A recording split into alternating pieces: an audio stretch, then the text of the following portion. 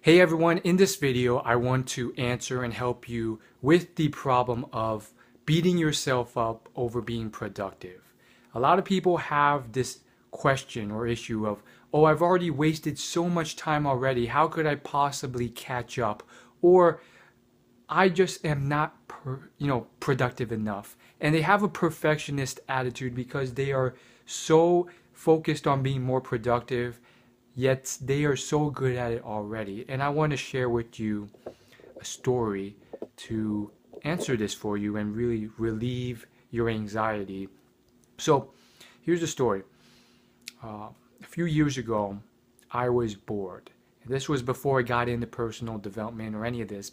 And I was just straight up bored. There's nothing to do at all. I did not have anything to do. I did not have much money to spend. And there I was, just bored. And I couldn't travel the world, or I couldn't spend money on expensive cars. I just didn't have anything to do. And it was just how it was. Not everyone has those opportunities. Not everyone lives in a place where they can just walk outside and there's all sorts of crazy stuff going on. There's a circus on your right, I don't know, a fair on your left, and I don't know, big convention happening in front of you. So I started playing a video game called League of Legends. And I picked it up, and it was one of those games that I knew was pretty nerdy and required, some complicated maneuvering with the fingers. And it was one of the first times I really got into one of these games, but I was bored. And long story short, I ended up spending at least 3,000 hours on this game. I've played over 3,000 games, and each game lasts somewhere between 30 minutes up to an hour. And it's now become one of, if not the most watched esports game in the entire world, with millions who tune in on Twitch, which is a streaming company owned by Amazon. And it's a huge market. People make livings, and good livings, as professional gamers playing this game. But it's exceptionally tough. You have to be like in the best out of the best, top 1% of the 1% of the 1% out of the millions who played this competitively. And the point of the story is to show you that for myself, arguably I've wasted thousands upon thousands of hours. That's, a lot of time. In fact, it's probably, so 24 hours is a day, that's 10 days if it's two. So that's almost, a good portion of a year, considering if I didn't even sleep playing this game. And that's no joke. That's a large portion of my life just playing this game. And that's time I'll never get back. And on top of that, that is time that I always tried to turn into something productive, but I never managed to do so. The whole game, there was times where I was like, maybe I could turn this into something that's more productive. Because one part of me was kind of embarrassed, like, this is really unproductive. I don't know if I should be doing, wasting so much time on this. And so I tried, but it's really tough. Like, unless you're a pro gamer, you can't really turn you playing this game into money.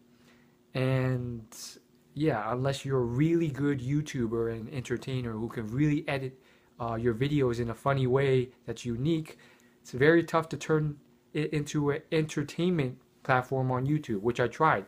I used to have a gaming channel, and I tried uploading videos of me playing this game, and it didn't take off.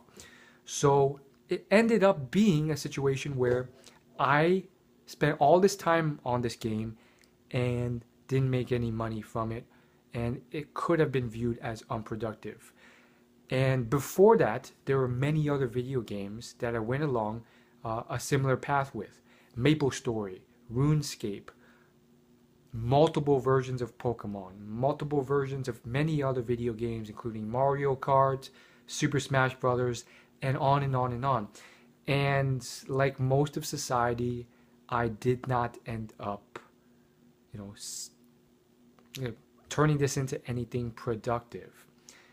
And I think Tim Ferriss said it best. He said that spending your time on entertainment is never a waste of time if you're entertained. It just may not be the most effective, efficient use of your time. So that distinction is, I think, is very important and profound. And basically what he's saying is that it's not a waste of your time because you had fun with it. It entertained you. And it's true. It was the most fun activity I could have done at that time. Everything else in my life was pretty boring. I tried weightlifting for a long time. That was boring. I watched quite a few TV shows like Jersey Shore and like a bunch of others. All right, but still not as fun as this video game. And I think anyone who's not played video games and don't understand how fun it is, I think it's because they can't relate until they've actually experienced it the way you or I or any other gamer experiences a video game. So that's basically the story. And the point is that one, sometimes it's not a waste of your time if you are enjoying it. And sometimes the straight up facts are certain activities are just very tough to turn into monetizable activities. And that's okay. And so it is not a waste of your time, but it may not be the most productive, effective, efficient use. And then the second point is that yes, sometimes at the end of the day, you have to face the truth, and it was not the most effective, efficient use of your time. And therefore, what you should do is, ask yourself, should you do this? And sometimes you shouldn't. You should cut back on it. You have to weigh your goals and values and what you want more. Sometimes what you want more is just to relax and enjoy life and have more fun. In that case, you can put this making money thing aside because that's not always the end goal that you should be chasing.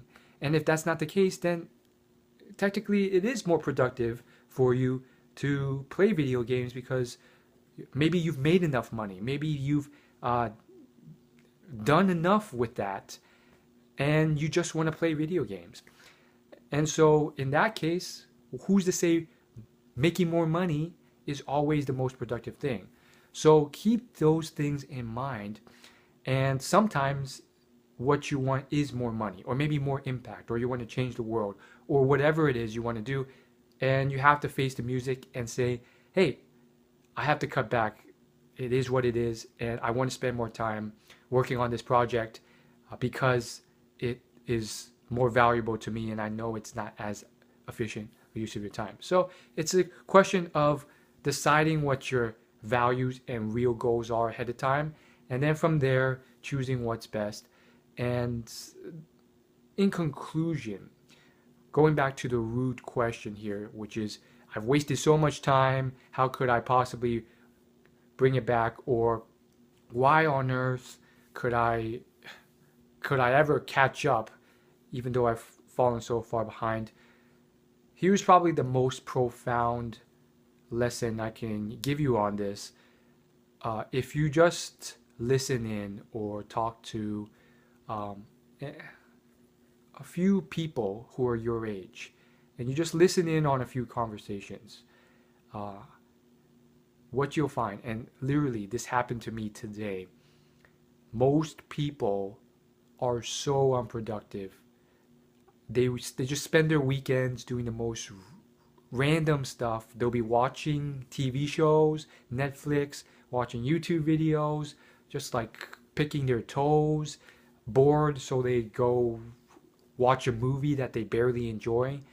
And they spend at least every 2 out of every 7 days doing 100% unproductive things because society told them that weekends you just have to chill out, and weekdays, as soon as 5 o'clock hits, the next 4 to 5 hours of your day is spent, watching more TV. So they're literally cutting out 4 or 5 hours every weekday, and 24 hours every weekend, and that sets them back immensely. So you just have to realize that you're competing against people who on average really have also wasted thousands of hours of time over their lifetime. And then even when they're at work, sometimes they're, wasting time, small talking, chatting, and so forth, getting off task. And so the point is that don't beat yourself up. And look, even myself, I've spent a ton of time on activities that arguably I will never get back and were never going to bring me money. But they were really fun.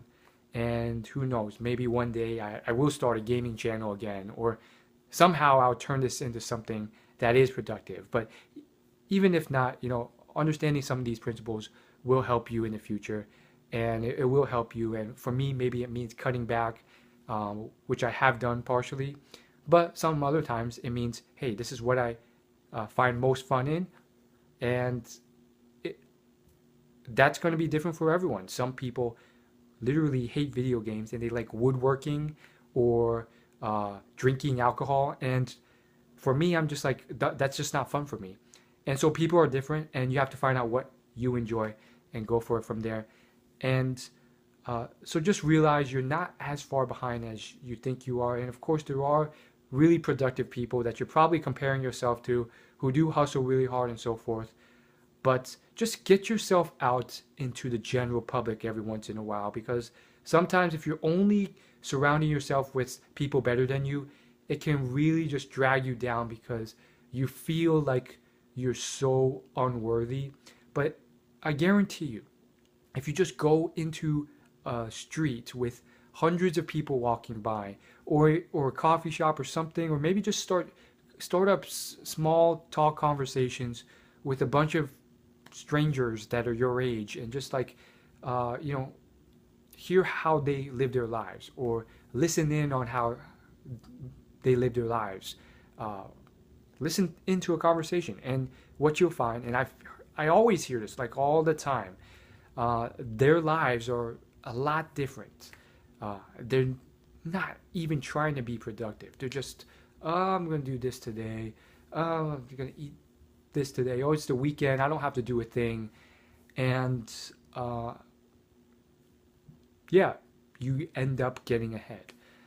But I want to conclude this with the final golden nugget, the final value bomb, and that is I've studied a lot of successful people, and one pattern that's popped up is that a lot of them end up sacrificing family and health for the pursuit of money and regret it. Gary Vaynerchuk's talked about this. There's this book called How to Be a Millionaire by Martin Fridson, and he profiles a bunch of billionaires in there, and he mentions how some of them have this regret. So my point is simply realize that there is and should be a time and place for fun in your life. And ultimately, you want to keep working towards a life where your work becomes fun. And it's not going to happen overnight. I recently watched a speech by Oprah at the Stanford Business School, and that's literally what she said. She says it's not going to happen overnight, and it took her, decades to finally get to it. She went from radio to another thing, a news reporter, to eventually a talk show host.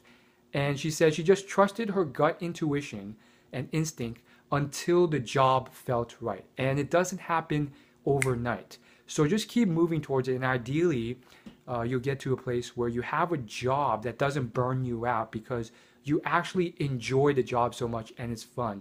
And when that occurs, you don't have to worry about productivity as much, because what you find most fun aligns with what you do for work and makes the most money, and they just kind of cycle off each other because you want to spend more time at it, you make more money. And that's really, I think, is one of those shocking keys, because regrettably, a lot of productive people, they buy into this modern American Western culture of just work 90 hours a week, don't take off weekends, and work into the night and live off 3 hours of sleep. And guess what happens? They end up with lives where they're pretty much burnt out and they're not enjoying themselves and they've sacrificed too much. So that's not the answer either. It goes more into, it goes beyond productivity, but it's very related to productivity, and that's making time to rest, relax, energize yourself, exercise, eat the right foods, and work towards a career or business that you love and that's super fun for you, so that you end up creating the most results with the time you put in anyways. So keep that in mind. Thanks for watching, and as always, like and subscribe. My goal for this video is 15 likes, and I'll see you in the next video. Thanks for watching. Subscribe.